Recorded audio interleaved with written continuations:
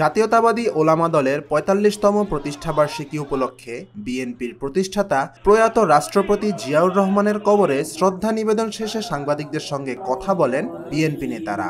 ছাত্র জনতার গণবিপ্লবের আকাঙ্ক্ষা ধারণ করে সমৃদ্ধ বাংলাদেশ গড়ে তোলা হবে বলে জানান বিএনপি স্থায়ী কমিটির সদস্য সালাউদ্দিন আহমেদ। সরকার যে ৬টা সংস্কার কমিশন ঘোষণা করেছেন সেটা আমার জানা মতে এখনো পর্যন্ত পূর্ণাঙ্গ হয়নি।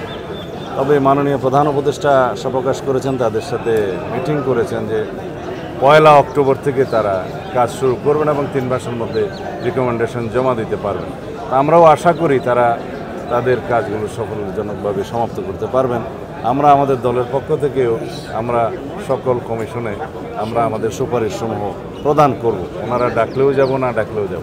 পতিত সরকারের দোসররা এখনো সব জায়গায় বসে আছে মন্তব্য করে বিএনপি নেতারা আরো বলেন, দেশকে অস্থিতিশীল করার চক্রান্ত করা হচ্ছে। মিডিয়ার মধ্যে আওয়ামী ভূত এখনো আছে দুই একটা।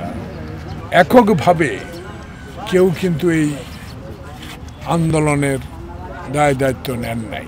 সবাই যৌথভাবে সমর্থন নিয়ে হাসিনার বিদায় হয়েছে। সে কারণে এই সরকারকেও সবাই সমর্থন দিয়েছে। এই সরকার এখন সংস্কারের নামে দীর্ঘ সময় নিয়ে না নিয়ে রাজনৈতিক দলের সাথে আলোচনা করে সময়টা নির্ধারণ করা উচিত। কিন্তু সংস্কার, বড় বড় সংস্কারগুলো হাতে নিয়ে দীর্ঘ সময় কাটিয়ে দিলে জনগণের মনে আবার ক্ষোভের সঞ্চার হতে পারে বলে আমি মনে করি।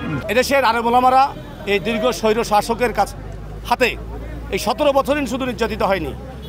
শেখ মুজিবুর রহমান থেকে শুরু করে যতবার আওয়ামী লীগ ক্ষমতা এসে ততবার এদেশের মুসলিম তৌহিদি জনতা নির্যাতিত নিষ্পেষিত হচ্ছে। শহীদ রাষ্ট্রপতি জিয়াউর রহমান এই দেশের ইসলামী মূল্যবোধের দেশকে এবং আলেম ওলামাদেরকে মূল্যায়ন করেছেন। সেই শহীদ রাষ্ট্রপতি জিয়াউর রহমানই সকল স্তরের মানুষকে রাজনীতিতে সংশ্লিষ্ট করার জন্য বাংলাদেশ জাতীয়তাবাদী দল ওলামা দল প্রতিষ্ঠা করেছেন।